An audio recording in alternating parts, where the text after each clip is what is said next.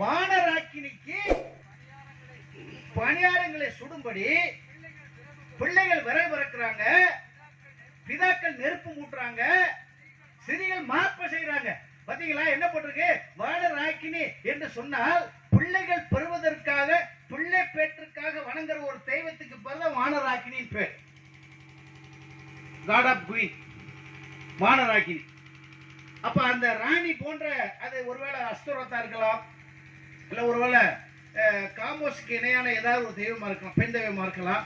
அவர்கள் பாருங்க, அந்த காட் ஆஃப் குயின், அந்த ராணிக்கு இணையான ஒரு தெய்வத்தை குடும்பத்துல பிள்ளைகள் பிறப்பதற்காக குடும்பத்தோடு சேர்ந்து ஒத்துழைச்சிருக்காங்க. எப்படி ஒத்துழைச்சிருக்காங்க?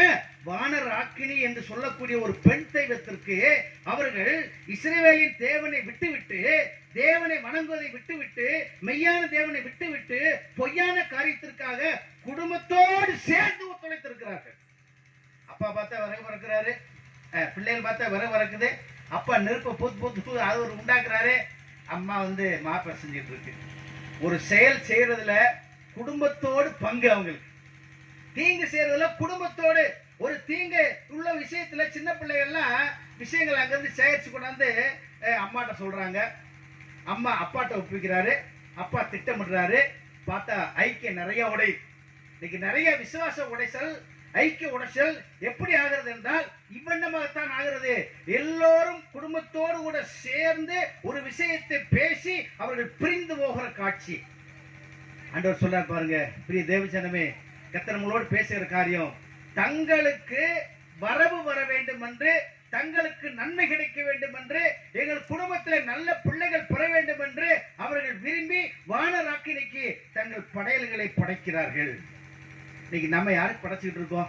நம்முடைய இஸ்ரவேல் தேவன், நம்முடைய யெகோவா தேவன், உண்மையான தேவனுக்கு நாம் படைக்கிறோமா? பிதாவாகி தேவனுக்கு நம்மளை ஒப்பு கொடுத்திருக்கிறோமா? நம்மளை ஜீவ வழியா ஒப்பு கொடுத்திருக்கிறோமா என்று கேள்வி கேட்டால் நீங்க ஆண்டவர் பேசுறார் பாருங்க. அந்த குடும்பத்துல, ஒரு குடும்பத்தில் இருக்கக்கூடிய விசுவாச குடும்பம் என்ற நிலையில தாய்க்கு ஒரு பங்கு, தகப்பனுக்கு ஒரு பங்கு, பிள்ளைகளுக்கு ஒரு பங்கு இருக்கு. இன்னைக்கு எல்லாரும் பங்கெடுக்கிறோமா? பங்கெடுக்கிற விஷயத்தில் ஒவ்வொரு எவ்விதமாக பங்கெடுத்துக் கொள்கிறோம். உன்னுடைய பங்கு என்ன, என்னுடைய பங்கு என்ன என்று ஒரு கேள்வி கேட்டால் இன்னைக்கு ஒரு மிகப்பெரிய கேள்விக்குறியாக இருக்கிறது.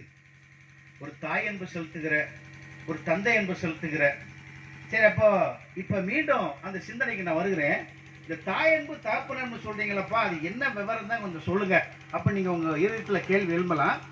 பிலிப்பியருக்கு எழுதின நிருபம் 2ஆம் அதிகாரம் 14ஆம் வசனத்தை வாசிப்போம். பிலிப்பியர் 2ஆம் அதிகாரம் 14ஆவது வசனம்.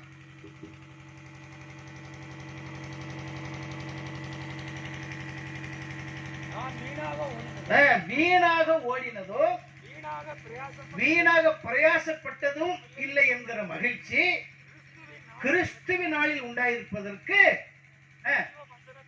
ஜீவசனத்தை பிடித்துக் கொண்டு உலகத்திலே சுடர்களைப் போல பிரகாசிக்கிற நீங்கள். அன்பான தேவச்சனமே, இன்னைக்கு நம்ம படுகிற பிரயாசத்தினுடைய பங்க தராசில நிறுத்து பதில் சொல்றார். என்ன பதில் சொல்றாருன்னா, நீங்க சுடர்களைப் போல பிரகாசிக்கணும்னு சொல்ற. சுடர்கள், இந்த சுடர்கள்ங்கிறது உங்களுக்கு எல்லாருக்கும் நல்லா தெரியும். ஆதியாம் புஸ்தகம் 1ஆம் அதிகாரம் 16ஆம் வசனம் வாசிப்போம். ஆதியாம் புஸ்தகம் 1ஆம் அதிகாரம் 16ஆம் வசனத்துல சுடர்கள் என்னன்னு பாருங்க.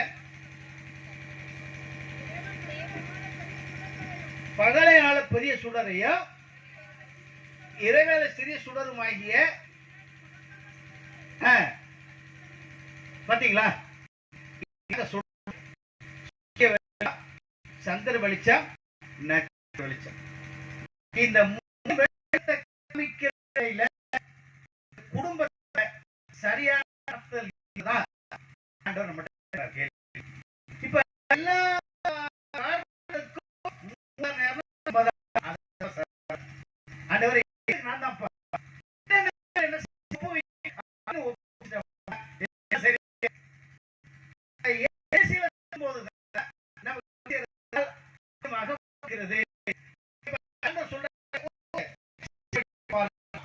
தானியேல் தீர்க்கதரிசன புத்தகம் 12ஆம் அதிகாரம் 3ஆம் வசனத்தை வாசிப்போம்.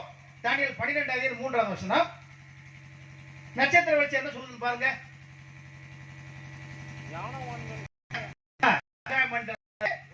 ஒளியை போலவும் அநேக நீதிக்கு உட்படுத்துகிறவர்கள் நட்சத்திரங்களைப் போலவும் என்றென்றைக்கும் பிரகாசிப்பார். நல்லா யோசிச்சு பாருங்க. உண்மையிலே நீங்க ஒரு கேள்வி கேளுங்க, ஒரு ஸ்டார் பேர் சொல்லுங்க அப்படின்னா எல்லாரும் என்ன பேர் ஸ்டார் பேர் சொல்லுவாங்க? ஒரு ஸ்டார் பேர் சொல்லுங்கன்னா எல்லாரும் சொல்லுவாங்க சினிமா ஸ்டார். அவ்வளோ வரிசையா பேர சொல்லுவாங்க இல்லைங்களா? எத்தனை சினிமா ஸ்டாருக்கு வரிசையா சொல்லுவாங்க. ஆனா ஆண்டவர் சொல்றாரு, உண்மையான ஸ்டார் யாருன்னு கரெக்டா அடையாளப்படுத்துறாரு. யாரு ஸ்டாரு? விசுவாசத்துல. வாசிங்க அந்த கடைசி 3ஆம் வசனத்துல 2ஆம் பகுதியை பாருங்க, வாசிங்க. அநேகரை நீதிக்கு உட்படுத்துகிறவர்கள், அதுதாங்க அவங்க தாங்க ஸ்டார்.